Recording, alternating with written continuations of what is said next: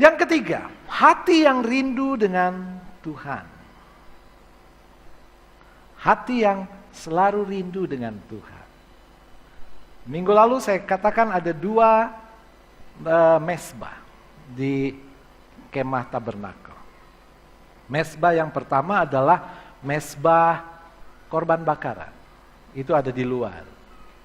Mesbah ini baru menyala kalau ada korban. Jadi ketika bangsa Israel membawa korban seperti kambing, domba, sapi, lembu dibawa, baru korban ini menyala. Ini bicara doa ritual, ibadah ritual. Saudara berdoa berapa kali satu hari? 3 kali seperti Daniel.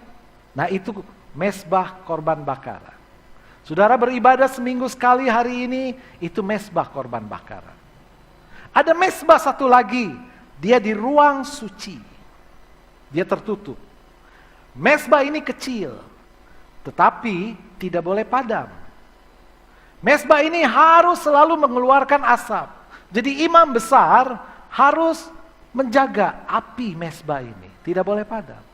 Ini bicara doa yang ada di sini. Doa di sini tidak boleh berhenti, tidak boleh padam. Di hati saya selalu ada nyanyian, penyembahan. Di hati saya selalu ada doa. Bahkan 24 jam hati saya berdoa. Tidak pernah berhenti. Doa ada di sini. Orang yang paling berbahagia adalah orang yang selalu merindukan Tuhan. Selalu ingin berhubungan dengan Tuhan. Di sini. Orang yang selalu ingin berhubungan dengan Tuhan adalah orang yang selalu dikenang Tuhan. Coba kita lihat. Ada orang Farisi berdoa di bait Allah. Ada orang berdosa sama berdoa di belakang.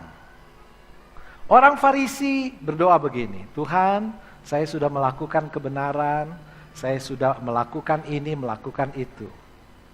Tuhan tidak dengar. Doanya tidak berharga. Karena apa? Orang Farisi ini tidak sedang berhubungan dengan Tuhan. Orang berdosa yang di belakang, dia pegang dadanya, dia berdoa, Tuhan saya orang berdosa, dia menangis. Setiap hari saya berdosa. Dia minta ampun kepada Tuhan. Dan Tuhan berkata, orang ini berkenan. Kenapa? Sebab hatinya berhubungan dengan Tuhan. Satu lagi. Ada orang anak muda yang kaya, dan ada seorang Sakius yang juga kaya. Anak muda ini datang kepada Yesus dan bertanya, Yesus, bagaimana saya bisa selamat? Jangan membunuh. Oh tidak, saya tidak mungkin membunuh. Jangan berzina, apalagi saya tidak mungkin berzina. Jangan mencuri, kekayaan saya banyak. Semua 10 hukum Taurat sudah dilakukan. Yesus katakan, lakukan itu semua. Sudah. Tetapi anak muda ini tidak selamat. Kenapa? Sebab dia mencari Yesus bukan untuk menerima Yesus. Dia ingin menunjukkan dirinya benar. Tapi Sakius beda. Sakius mencari Yesus, itu rindu untuk menerima Yesus. Jadi ketika Yesus datang ke rumah Sakius, Yesus tidak bilang, kamu harus begini, begini, begini, begini, tidak. Yesus ketika duduk di rumah Sakius, Yesus langsung berkata, hari ini juga keselamatan telah terjadi di rumah ini. Apa yang terjadi? Sakius merindukan Tuhan. Satu lagi. Maria Magdalena, seorang wanita yang terkenal buruk, terkenal tidak baik. Yesus diundang ke rumah Simon, seorang pemimpin agama.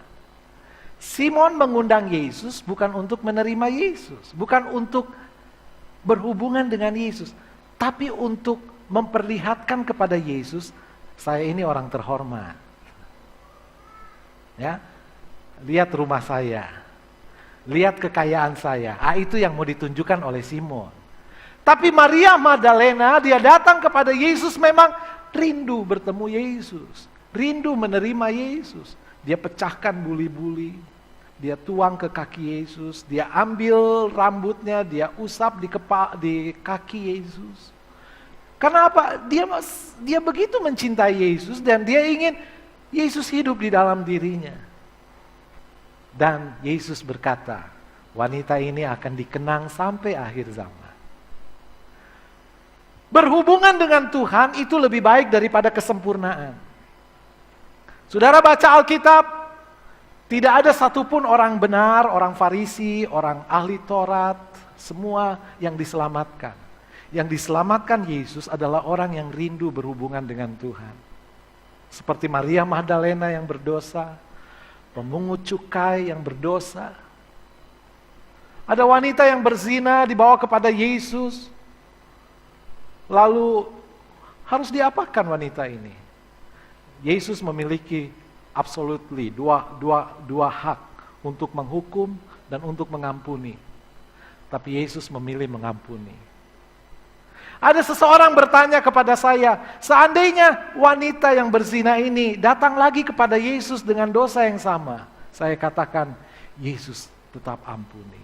Kalau 1000 kali Yesus ampuni. Sebab Yesus kita adalah Tuhan yang Maha Pengampun. Katakan amin. Kenapa Maria Magdalena, wanita ini selalu diampuni Tuhan? Karena mereka rindu berhubungan dengan Tuhan. Jadi, hubungan dengan Tuhan lebih baik daripada kesempurnaan. Kebahagiaan terjadi ketika hati kita selalu dipenuhi oleh kerinduan kepada Tuhan. Latih hati saudara untuk selalu menyala. Latih hati saudara untuk dipenuhi selalu dengan doa. Hari ini, putuskan, saya harus berbahagia. Amin.